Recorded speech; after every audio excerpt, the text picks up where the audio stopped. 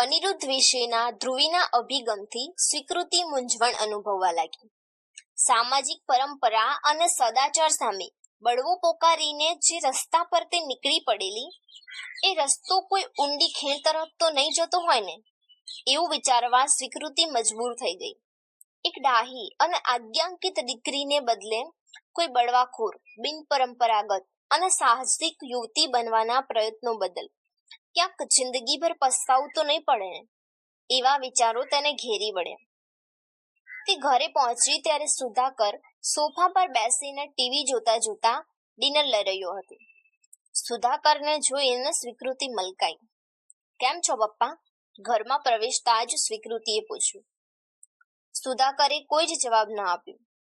તે ટીવીમાં ખૂંપેલો હતો. સ્વીકૃતિ તને પૂછે છે, અંદરથી આ બધું જોઈ રહેલી અપર્ણાએ સુધાકરને કહ્યું. શું કહે છે? ટીવી મ્યુટ કરીને સુધાકરે પૂછ્યું. સ્વીકૃતિ કંઈક પૂછે છે તને, અપર્ણાએ કહ્યું. સ્વીકૃતિની હાજરી નોંધતા સુધાકરે કહ્યું, હાય બેટા, આવી ગઈ? સોરી, મારું ધ્યાન નહોતું. આટલું સાંભળીને સ્વીકૃતિના આનંદનો પાર ન રહ્યો. તે સુધાકરની બાજુમાં બેસી ગઈ. પછી બોલી, મેં પૂછ્યું કેમ છો? એકદમ મજામાં. તું કેમ છે? સરસ મજાનું સ્મિત કરીને સુધાકરે પૂછ્યું. હવે મજામાં, સ્વીકૃતિએ કહ્યું. બસ, બાપ દીકરી વચ્ચે આટલી વાતચીત તો માંડ થઈ અને એક ઓકવર્ડ સાયલન્સ ફરી વળ્યું. આગળ શું વાત કરવી બેમાંથી કોઈને સૂઝ્યું જ નહીં. 5 સેકન્ડ રાહ જોયા પછી સુધાકરે ટીવીની રિમોટ હાથમાં લીધું. પપ્પા, તમારું ફેવરિટ પુસ્તક? પપ્પા સાથે વાત કરવા માટે સ્વીકૃતિ માંડ કોઈ વિષય શોધે ત્યાં સુધીમાં સુધાકરે ટીવી અનમ્યુટ કરી નાખ્યું. સ્વીકૃતિના મુખમાં અધૂરું રહી ગયેલું વાક્ય પછી ટીવીના અવાજમાં ક્યાંક દબાઈ ગયું. સ્વીકૃતિને આપેલું અટેન્શન સુધાકરે ઝૂંટવી લઈને ફરી પાછું ટીવીને આપી દીધું. સ્વીકૃતિ એમની બાજુમાં સ્ટેન્ડ બાય મોડ પર બેઠી રહી અને પપ્પા ફરી પોતાનું અટેન્શન દાન કરે એની રાહ જોતી રહી. ચાલ જમવા માટે, હું તારી જ રાહ જોતી હતી, અપર્ણાએ કહ્યું. પપ્પાની કૃપા ન વરસતા નિરાશ થયેલી સ્વીકૃતિ ઊભી થઈ અને મમ્મી સાથે ડાઇનિંગ ટેબલ પર જઈને બેસી ગઈ. એકવાર ટીવીમાં ખોવાઈ જાય પછી એને કશું ભાન ન રહે, પતિને ડિફેન્ડ કરતા અપર્ણાએ કહ્યું. જવાબમાં સ્વીકૃતિએ એક ફિક્કું સ્મિત કર્યું અને જમવાનું શરૂ કરી દીધું. એક્ઝામ ક્યારે છે? અપર્ણાએ પોતાની ક્વેશ્ચન બેંક ખોલી. ખબર નથી, સ્વીકૃતિએ કમને જવાબ આપ્યો.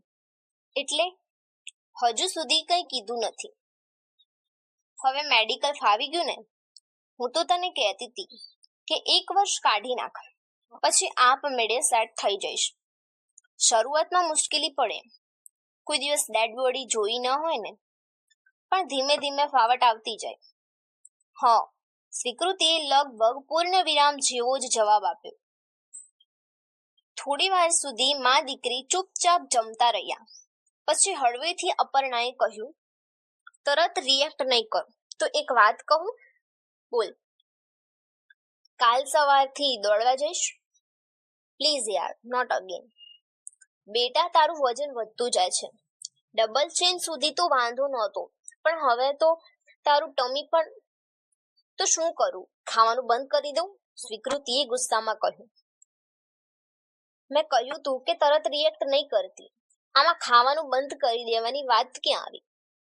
મેં તને માત્ર એટલું જ કીધું કે તારા વજન માટે કંઈક કર.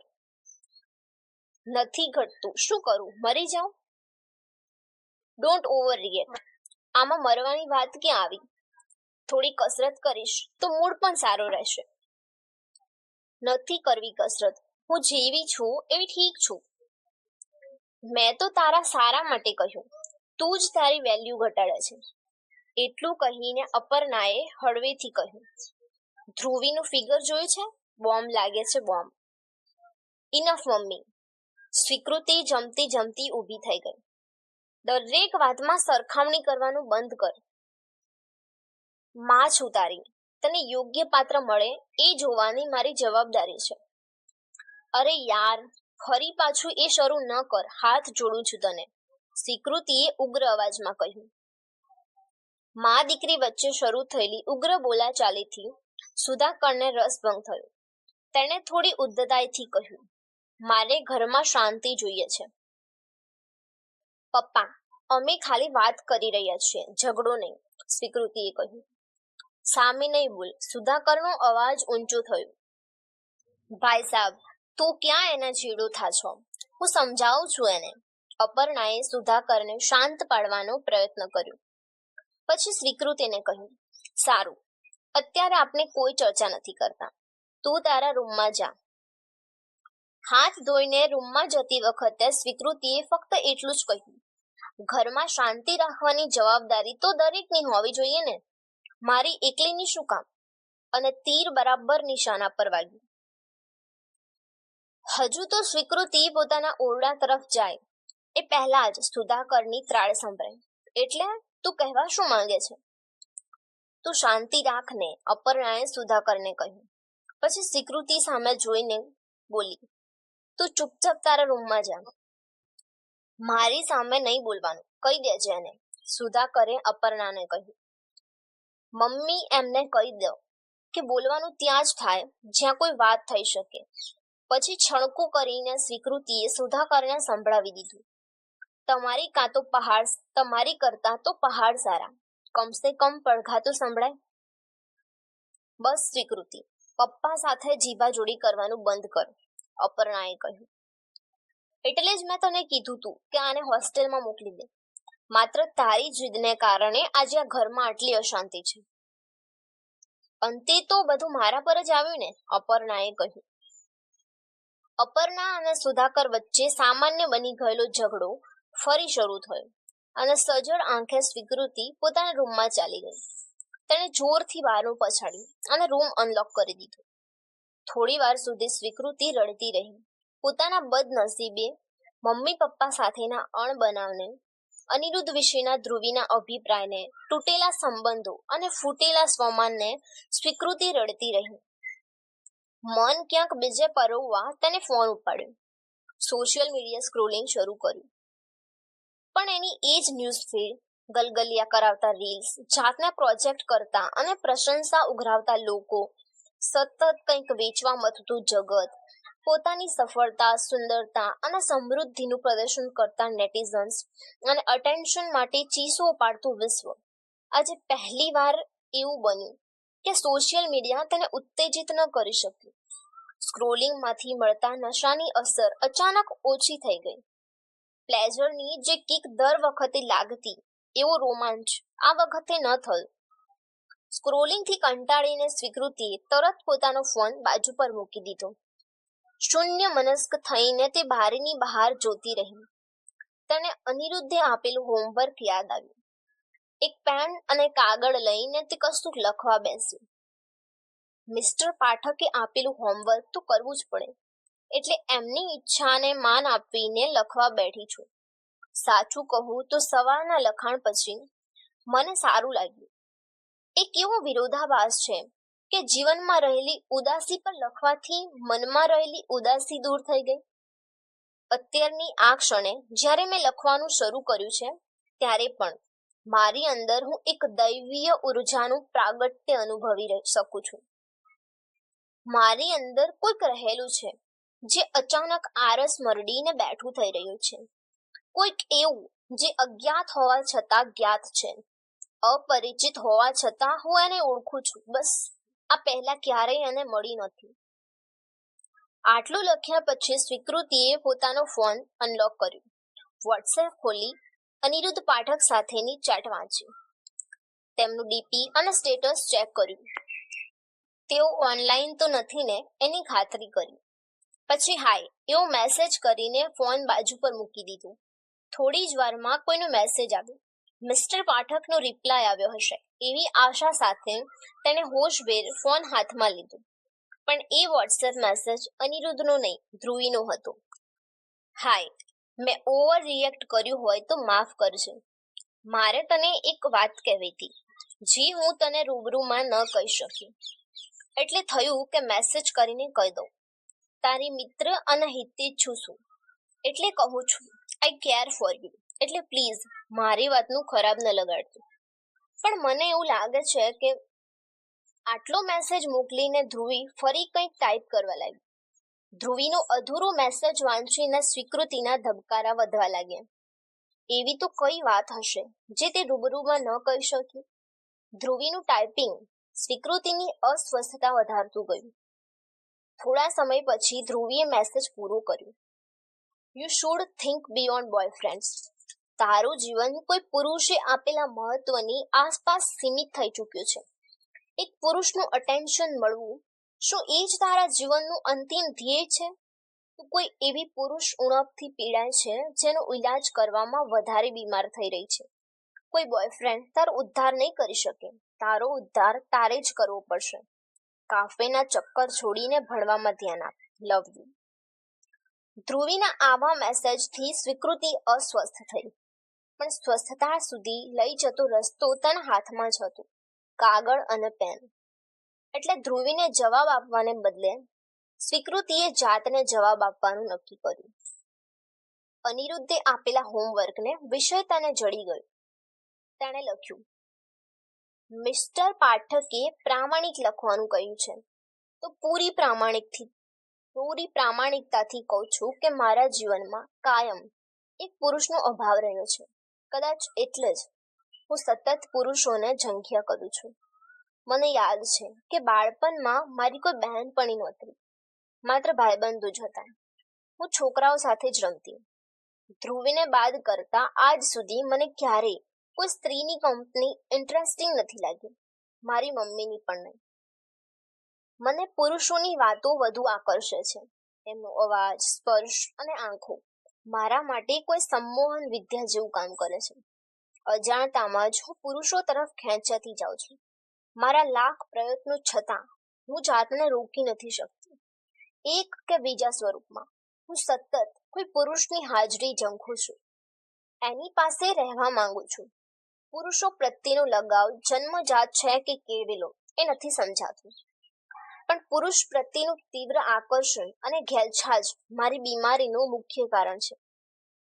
મેડિકલની ભાષામાં આને કયા વિટામિનની ઉણપ કે રોગ કહેવાય એ તો નથી ખબર, પણ પુરુષનો અભાવ મને બેચેન કરી મૂકે છે. કોઈ પુરુષની ગેરહાજરીમાં મારી જાત મને અધૂરી કેમ લાગે છે?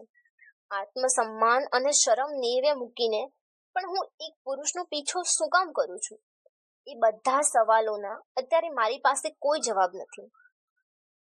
પણ એટલી ખબર છે કે મિસ્ટર પાઠકમાં મને સ્થિરતા દેખાય છે.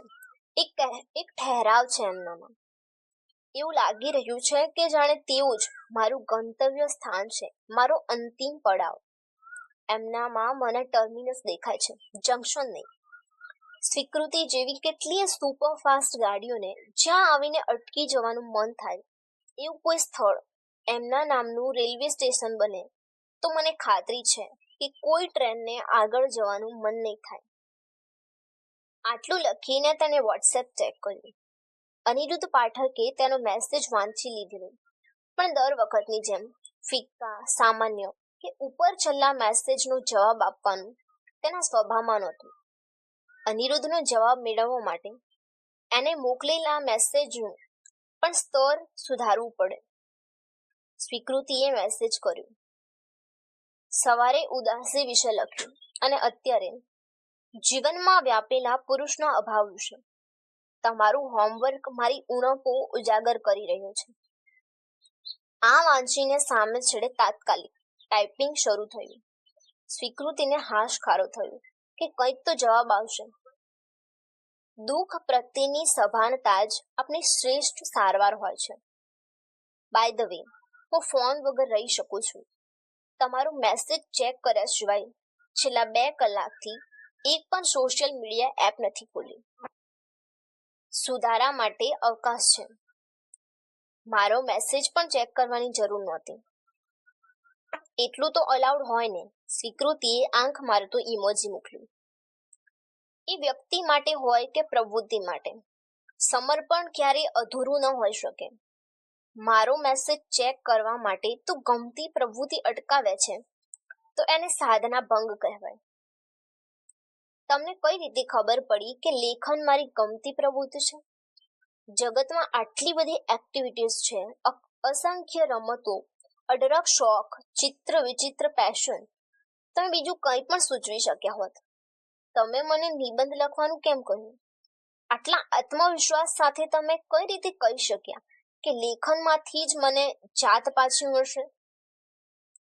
કારણ કે એ પ્રવૃત્તિ મેં નહીં, તે પોતે પસંદ કરી છે.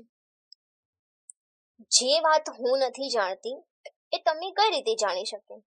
સ્વીકૃતિએ પૂછ્યું. લાંબા સમય સુધી અનિરુદ્ધનો કોઈ જવાબ ન આવ્યો.